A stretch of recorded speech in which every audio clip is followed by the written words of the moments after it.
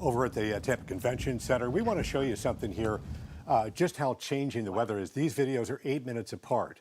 You see right here just how much it changes over a short period of time, obviously on the left versus the right. So that's going to be happening during this. There are going to be times when you think, oh, that wasn't all that bad. And then all of a sudden, pow, you're going to get something really strong, or the flooding will occur. So just keep in mind, it's going to be changing like this. When you think it's over, it's not. It's going to go on for a while.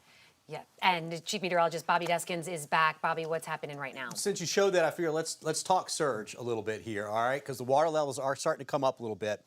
Some good news that they have lowered the forecast a little bit for our area, well, mainly the Sarasota area, but Fort Myers is still at 8 to 12 foot, right? The center's coming in down towards Manatee, Sarasota, so it's wherever the center comes in south that gets the highest surge. So when you get into our neck of the woods, it's about 8 to 12 for us. They've lowered this from 10 to 15 to 9 to 13. We'll take what we can get, right? It's not a lot, but it's still devastating, but it's better than what it was. And with the center coming in here, the further south it goes, the more it spares Anna Maria. I'm really, really concerned about Anna Maria Island. Even with the coming in towards Sarasota, you're going to get the backside of that, and there's going to be water. That northeast end of Anna Maria is very low. Paradise Key is gone. That Helene wiped that one out, right? So I think this will help us a little bit, but not a whole lot. It's really going to come in right over Sarasota Bay. So let's take you live out to Sarasota Bay right now. That looks like the Van Wezel off in the distance, the purple building that you see right there. So this is looking off towards the north. Sarasota Bay is on your left. And yeah, they've got some wind coming in later this evening. This is the area where we could see about 100 to 110 mile per hour wind gusts as it comes through, especially. That may even get up into Bradenton. All right, but that's going to be, I think this is going to be one of the hard hit areas right there. So hopefully everything is battened down at this particular time. Now, let's go back over the computer. Let's talk surge to the north.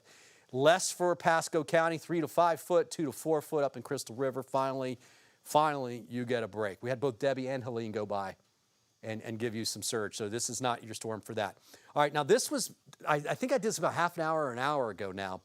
But what I wanted to show you is this is where the tide should be. And we've had something crazy since October 1st, maybe September 1st.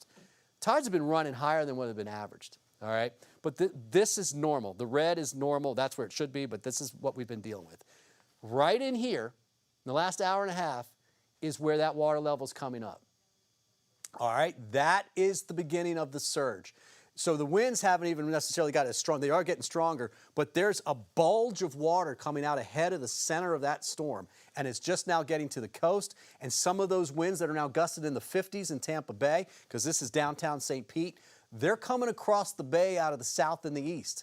That's literally pushing water up into the bay, up into downtown St. Pete, and that's what you're seeing right here. I do expect this to come up. I expect it to be peaking probably closer to 10, 11, 12 o'clock tonight. That forecast time is getting a little bit different. But if you look at the tides to see if they can help us out a little bit, not really, because low tide we just passed at 2 o'clock.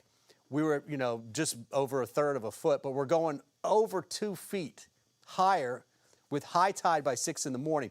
I'm thinking the peak surge occurs somewhere in here. So essentially, whatever that surge is going to be, add a foot to what the water is right now, and then whatever that surge is going to be. And right now they're saying 8 to 12 feet, which we only saw 5 to 7 for Helene, and it's hard to believe I'm saying only.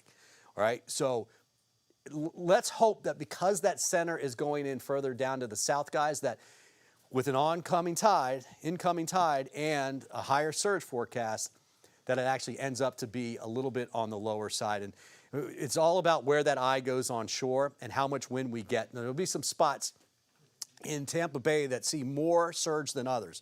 The last time we did this, pretty much everybody saw around 5 to 8 foot, right around 6, 7 foot of surge, right? And that's because it was pushing so much water from far offshore.